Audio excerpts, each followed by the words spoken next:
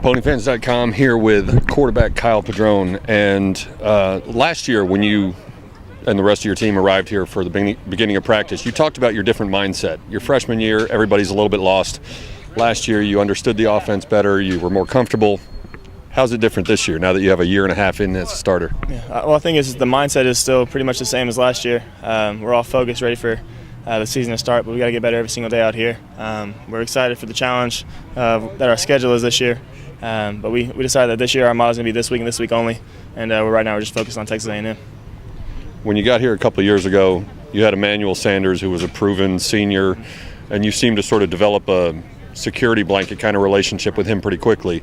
Last year you had Aldrick Robinson, and you got several veterans back this year: Cole Beasley, Brad Haynes, Darius Johnson, Terrence Wilkerson. I mean, the list goes on. But do you prefer to have sort of a go-to guy, or do you prefer having a receiver by committee approach?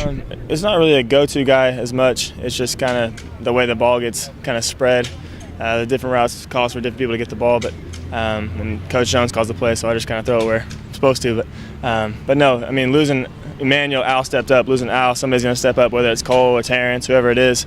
But after this year, we're going to have to replace them, so it's kind of a similar story. Expect somebody to step up, and they'll do their job. You mentioned Terrence, and obviously he was out last year.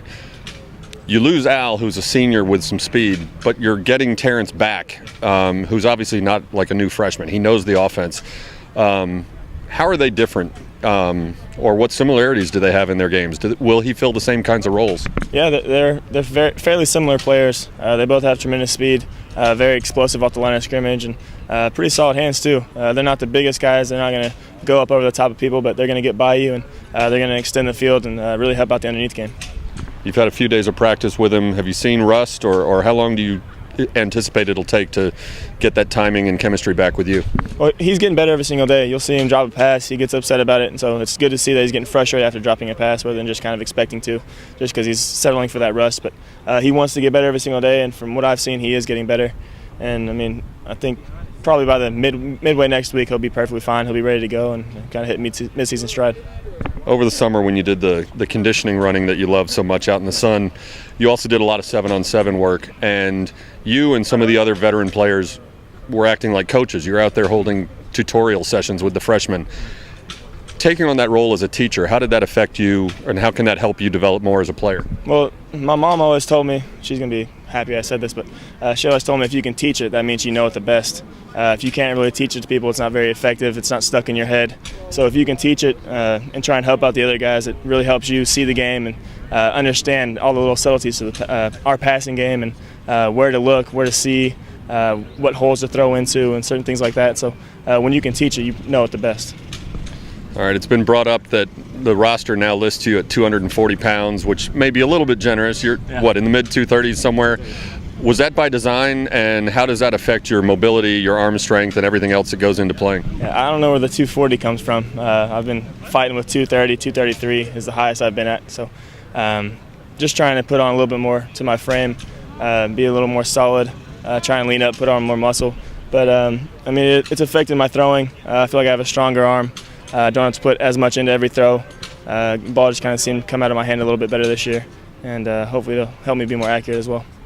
Are the coaches getting into the playbook and putting in more plays faster this year than they have in the last couple of years? Definitely. I think we did 7-on-7 in team the third day of training camp this year. So the first day we put on pads, we were doing 7-on-7 and hitting and doing team and stuff. So that's the fastest since I've been here. I'm not sure about the year before, but it's the fastest we've gone so far. And I'm sure the rookies are still swimming a little bit, trying to find out everything what they're supposed to be doing. But, I mean, it's good for them. They'll get in the reps, and that's the only way you're going to learn is make mistakes out here, go full speed, and just try and learn from it. You guys on offense are a pretty mature team now. You and Zach Line are juniors. You got 6 senior offensive linemen. You got 3 or 4 seniors at receiver. What's the biggest way that maturity is going to affect and help this team? Well, it's just game experience. I mean, I think everybody's played over 12 to 15 games now, so we've got a lot of guys with a lot of experience. The senior offensive line, I think all of them are seniors. I think a couple deep as well behind the front 5. So there's just a lot of experience, and then with the freshmen stepping in last year, I mean, they have to experience, whether it's 8 games, 10 games, whatever it is, it's still game experience. So it adds to the maturity of our team and helps the younger guys a lot.